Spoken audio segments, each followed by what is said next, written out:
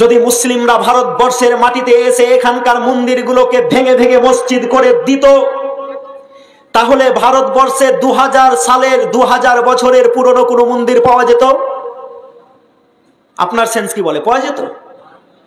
যদি ভারতবর্ষের শাসকরা মন্দির ভেঙে মসজিদ তৈরি করত, তাহলে এখানে 1500 বছরের কোনো পুরনো মন্দির পাওয়া যেত? আমি আমার ট্যাবে করে নিয়ে এসেছি, আপনাকে 26 খানা মন্দিরের লিস্ট দেখিয়ে দিতে পারবো, যার বয়স হচ্ছে 1300 বছর, 700 বছর, 2000 বছর, 2200 বছর। যদি মুসলিমরা কোনো মন্দির পুরনো মন্দিরগুলোকে ভেঙে মসজিদ তৈরি করত, তাহলে এই সব মন্দিরগুলো ভারতের মাটিতে থাকতো। কাশীর মন্দির থাকতো, কর্ণাটকের মন্দির থাকতো, বিশাখা নামের মন্দির থাকতো, স্বর্ণ মন্দির থাকতো না? একটাও মন্দির থাকতো না।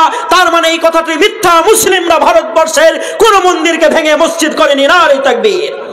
তাহলে আপনারা যেটা বলছেন সেটা হচ্ছে এই যে কথাটা আমি বলছিলাম, আওরঙ্গজেব রহমাতুল্লাহ আলাইহির শাসন আমলে সেই আপনার বেনারসের মাটিতে সে যখন বলল তোমার মেয়েটাকে আমি বিয়ে করব, মেয়ে বলল আব্বা 1 মাস টাইম নাও, আমি বিচার চাইতে যাব দিল্লির সম্রাটের কাছে।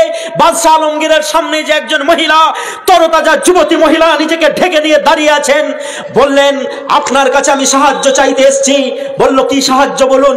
বলল আপনি যেই শাসকটা আমাদের বেনারসের মাটিতে পাঠিয়েছেন, সে আমাকে জোর করে বিয়ে করতে চাই। বলল বিয়ের ডেট কবে? না তো আগামী ফেব্রুয়ারি মাসের 28 তারিখ, আর 1 মাস মাত্র টাইম আছে।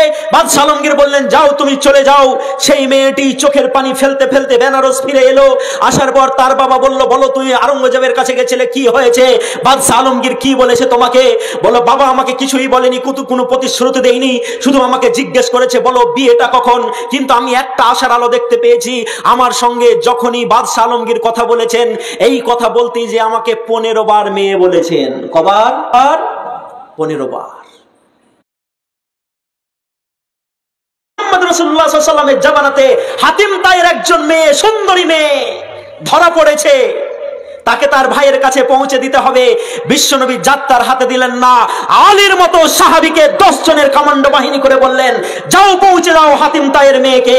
সে যখন তার ভাইয়ের কাছে যায়, যে বলে হাগো যেই মুহাম্মদ রাসূলুল্লাহ সাল্লাল্লাহু আলাইহি সাল্লামের সঙ্গে তোমরা যুদ্ধ করো, ওটা কোনো রাজা নয়, ওটা কোনো সম্রাট নয়, ওটা অবশ্যই মা আরসালনাকা ইল্লা রাহমাতাল লিল আলামিন। আমি দেখেছি আমার সঙ্গে কত ভালো আচরণ করেছে, ওটা কোনো সম্রাট হতে পারে না।